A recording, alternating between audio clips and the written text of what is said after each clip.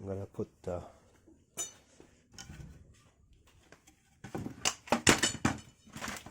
shaft in the axle.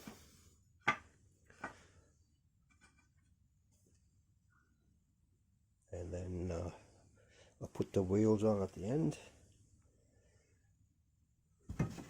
I'll put the cap on. And that should be it, except for a bit of painting. Yeah, just one more step to just got to finish off the little edges. I'm just going to put longer nails in now. It goes all the way through, so there's a little bit of strength. There's glue there already. The first nails were only just to get into this, and these ones will go a little bit further.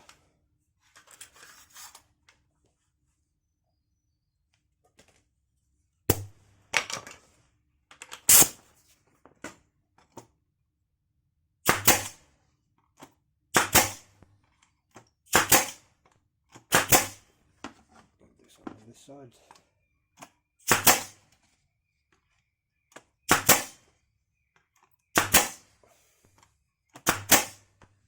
Okay.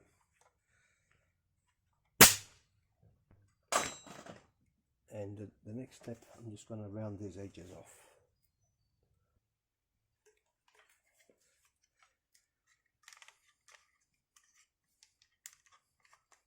Just going to use the same bit I had before, just to take the edge off, and it'll look better.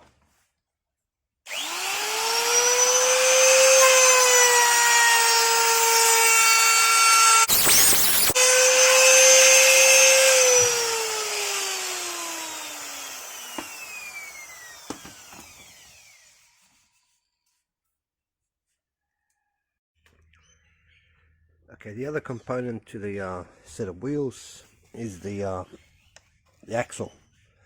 Now the axle goes all the way through, obviously, from there straight across to there, and the wheels sit on bearings, and the bearings are mounted in the hubs that I made before.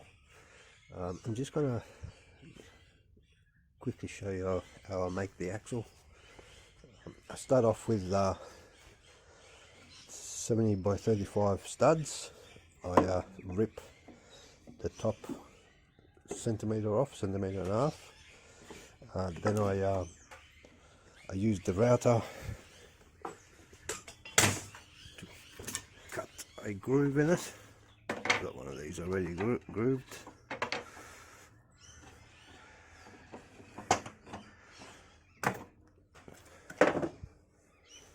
There's a groove that gets done with the router. It's 10 millimeters because I'm going to be using a 10 millimeter round bar. Now this one here happened to be that I got galvanized. It doesn't have to be galvanized. That one was made with just a black mild steel round bar.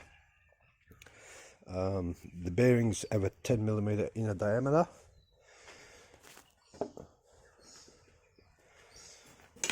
Here's the bearings. But anyway, I'll show you how I prepare the shaft and go through the process. I'm starting with a metal shaft. It's 10 millimeter. This is galvanized. They didn't have what I was looking for, just a black bar. I need to put a bearing on it. Obviously with the galvanized, a little bit too big, so I've got 10 millimeter hole and I've got 10.5 on there. So I've just got to grind it off so that I can get the correct diameter. So yeah, I'm just going to clean the ends of the shaft so I can slide the bearings in, and then I'm going to be cutting a thread at the end so I can put a nut at the end. So that's the way I'll get that prepared.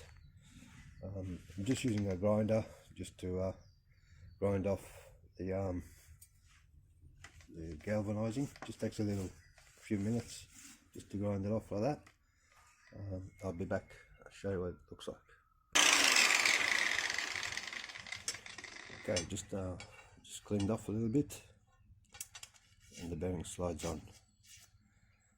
So I've done both sides, so that's good. I'll just do the other ones and I'll be back with more. Using a little trick, I'm putting the one end the end of a drill, then I turn on the grinder and just run it along till it takes the galvanizing off.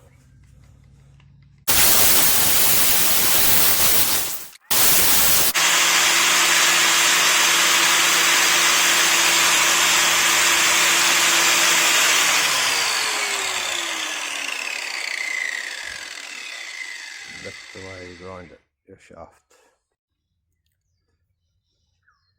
Okay, for the shaft to sit into the axle, I'm going to have to cut a groove in here. I've set a little bit less than the diameter of the shaft, so that I can sit it in there. It sits a little bit proud, so when I put the top piece on, it sort of clamps it in there, it doesn't go anywhere. So a bit of noise.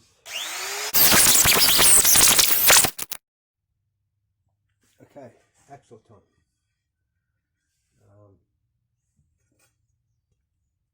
Just lay it in there and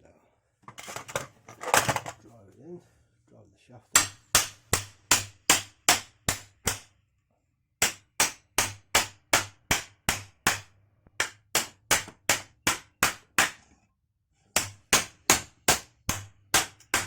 Okay, didn't go anywhere.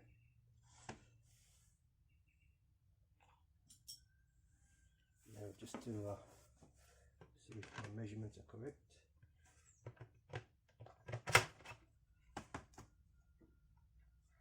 Need a little bit of a spacer at the back.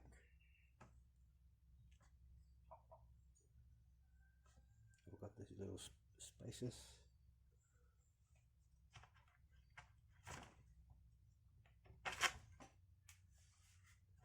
Try it on this side.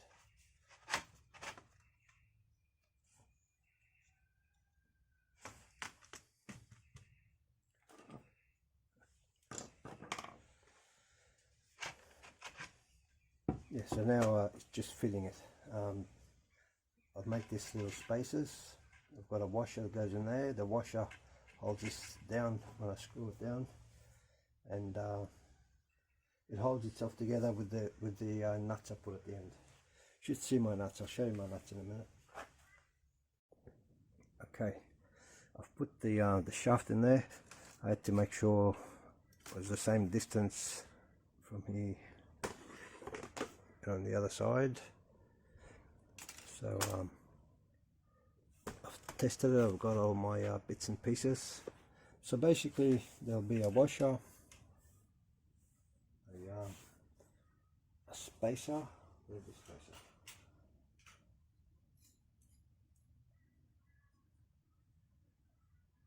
So one of these spacers, then now this sits on the race of the bearing.